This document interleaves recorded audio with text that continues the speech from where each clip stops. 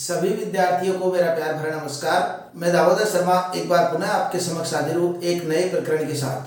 तो देखिए बालकों, अभी जिस बिंदु का हम अध्ययन कर रहे हैं वह है कक्षा 10वीं की जो पाठ्य पुस्तक है क्षितिज, जो कि आरबीएसई और सीबीएसई के अंतर्गत आती है। उसके पाठ राम लक्ष्मण परशुराम संवाद और उस पाठ के कवि है तुलसीदास जी। तो हमने पिछले भागों में तुलसीदास जी के जीवन का परिचय के साथ साथ कुछ 4 भाग हमने पढ़ चुके हैं और आज हम 5वां भाग अध्ययन करने जा रहे हैं। तो 5वें भाग के अध्ययन करें इसके पूर्व में जो पढ़ी उसकी संक्षिप्त जानकारी हम ले लेते हैं। तो पूर्व में हमने देखा कि किस तरीके से शिव धनुष के भंग होने पर भगवान परशुराम जी अत्यधिक क्रोधित होते हैं और किस प्रकार से लक्ष्मण उनसे व्यंग्य वचन बोलते हैं और निरंतर परशुराम जी का क्रोध बढ़ता हुआ चला जाता है। और उसी बीच परशुराम जी जो राम और लक्ष्मण के जो गुरु है विश्वामित्र जी, उनसे कुछ बात कहते हैं, उनकी शिकायत करते हैं कि आप अगर इनको बचाना चाहते हो तो मेरा यश बल और प्रताप बता करके इनको यहाँ से हटा लीजिए, अन्यथा ये क्षण भर में काल का ग्रास बन जाएंगे। इस तरह की कुछ बातें वो कहते हैं। लक्ष्मण फिर भी उनके बीच में कुछ व्यंग्य बातें बोल देते हैं और उसके पश्चात वो क्या होता है वो अब इस भाग में देखेंगे। तो यहाँ पर लक्ष्मण जी के कुछ कथन चल रहे हैं। तुम तो काल हाथ जनु लावा। यहाँ पर लक्ष्मण जी कहते हैं कि हे प्रभु, कौन से कहते हैं? परशुराम जी से, कि तुम तो काल को हाँक करके, जनु का मतलब मानो आप तो हमारे लिए काल को हाँक कर बुला रहे हो। जैसे काल को कह दिया आओ काल और इसको ले जाओ, इस तरह की आपकी बातों से स्पष्ट हो रहा है। तो जनु मानो, ये मानो शब्द आया अर्थात यहाँ पर उत्प्रेक्षा अलंकार है। उत्प्रेक्षा अलंकार, तुम तो काल हाँक जनु लावा, मानो आप तो हमारे लिए काल को बुला करके ला रहे हो।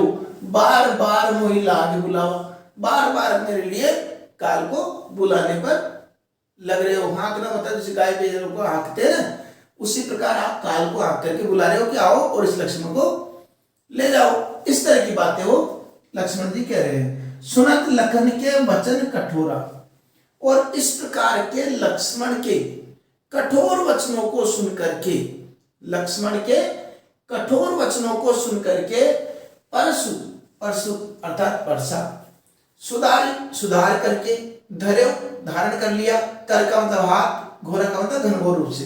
इस प्रकार परशुराम जी ने उस परसे को सुधार करके और घनघोर रूप से उस परसे को अपने हाथ में धारण कर लिया। ऐसा लगा कि अब कुछ न कुछ वो करने वाले हैं। और क्या कहने लगे? अब जनी, हे जनी का मतलब पहले भी कई बार आ चुका है शब्द मत। हे लोगों, जनी का मतलब क्या हो गया? मत। दे का मतलब देव, दोष मोहि लोगों। हे लोगों, अब मुझे दोष मत देना।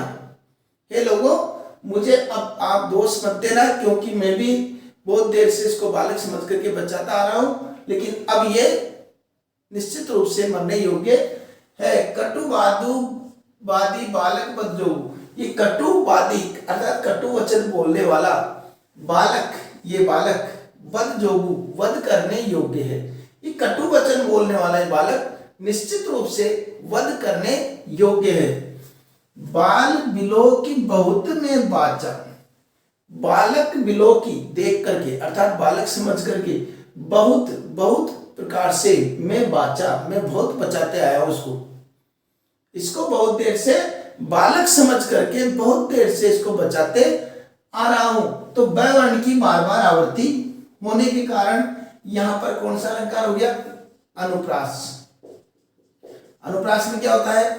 जब एक ही वर्ण की बार बार आवृत्ति हो वहां अनुप्रास अलंकार होता है।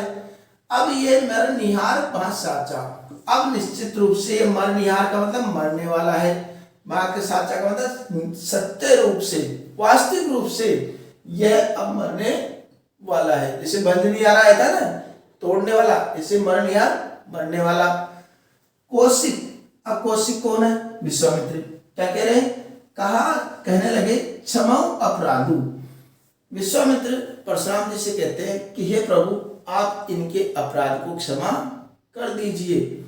बाल दोष गुण गणहि न साधु, क्योंकि जो सज्जन लोग होते हैं, महान लोग होते हैं, संत लोग होते हैं, वह बालकों के गुण और दोष पर ध्यान नहीं देते हैं।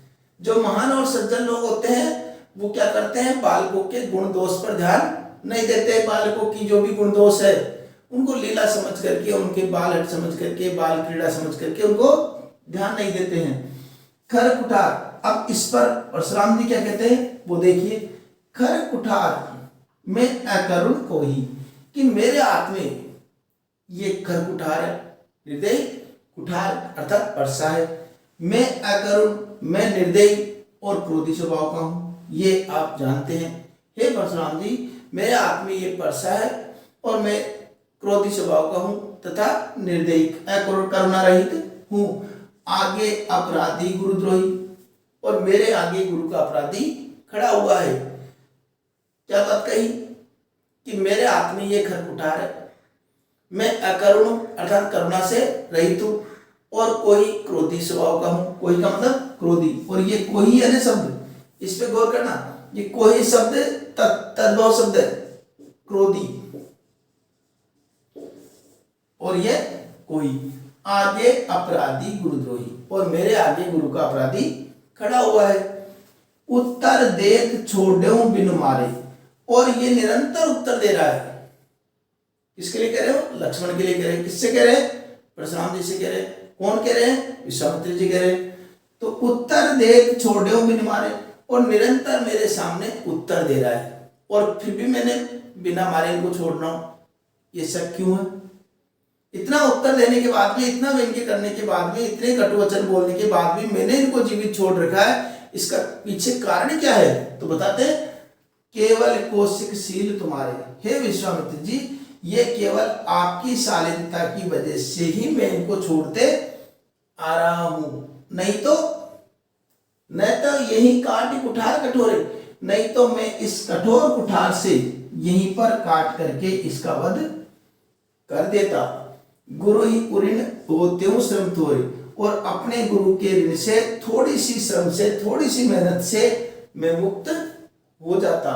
गुरु ही ऋण, गुरु कौन है? शिव जी। और शिव जी का ऋण क्या है कि शिव जी का धनुष इन्होंने तोड़ा है, इसलिए उस धनुष तोड़ने वाले को, जिन्होंने गुरु के धनुष को तोड़ा है, उसका वध करके और मैं उस गुरु के ऋण से मुक्त हो जाता। इस प्रकार की बातें कौन कह रहे हैं? परशुराम जी विश्वामित्र से कह रहे हैं। अब विश्वामित्र ने इन बातों को सुना तो उन पर क्या प्रतिक्रिया व्यक्त हुई वो देखिए। गादी सुनी कह हृदय हसी, गादी सुनी अर्थात विश्वामित्र ने सुन करके हृदय हसे, मनी मन हसे, प्रत्यक्ष में क्या हसेंगे? मनी मन हसे। और मुनि हरि हरि सूझ, कि मुनि को हर जगह हरा हरा दिखाई देता है।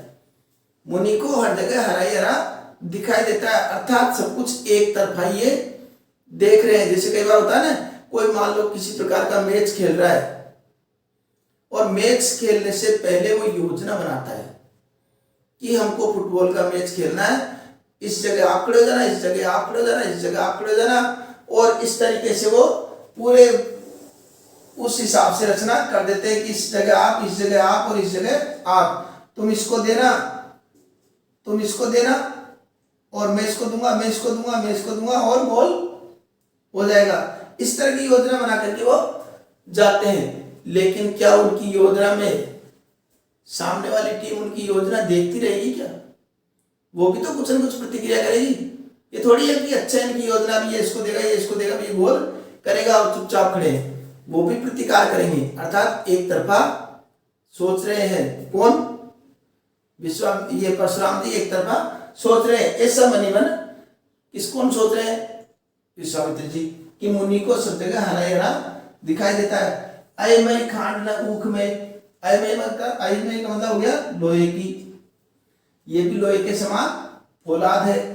खांड न ऊख में, ऊख अर्थात गन्ना, शक्कर, खांड का मतलब हो गया शक्कर, और ऊख का मतलब होता है ना ईख, गन्ना। तो गन्ना अर्थात शक्कर बनाने वाली, चीनी बनाने वाले गन्ने की तरह नहीं है, ये भी है लोहे की समान फौलाद है, न कि एक साधारण शक्कर बनाने की ईख है। अजौ न बूझ अबूझ, हमारे ये समझ में नहीं आता कि अब तक ये जानकर भी अनजान क्यों बने हुए हैं।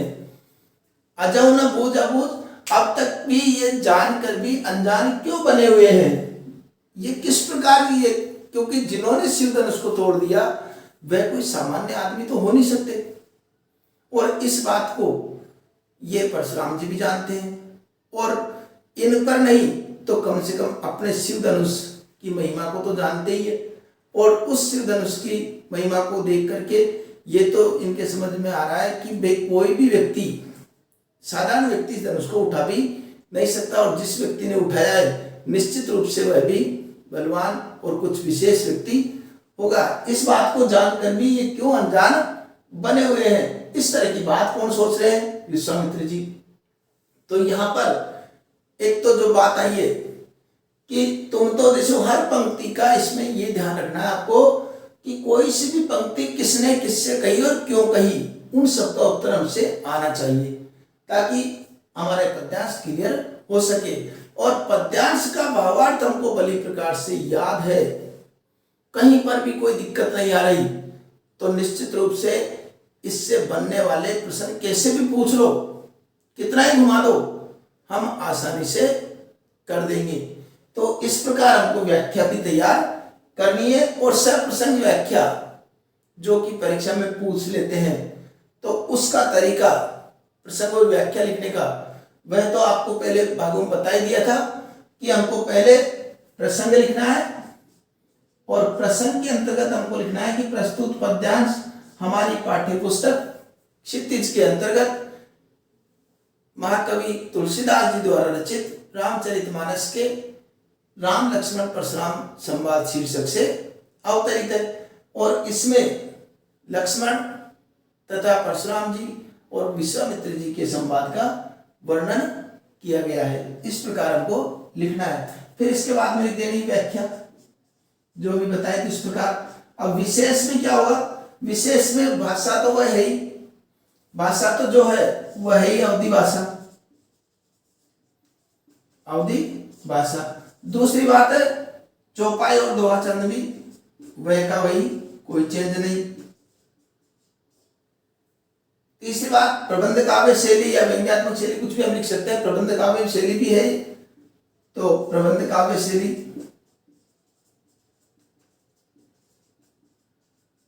अलंकार भी मैंने बताए थे, तुम तो काल हाक जन लावा, अर्थात यहाँ पर उपमेय में उपमान की संभावना व्यक्त हो रही है, इसलिए कौन सा अलंकार है, उत्प्रेक्षा।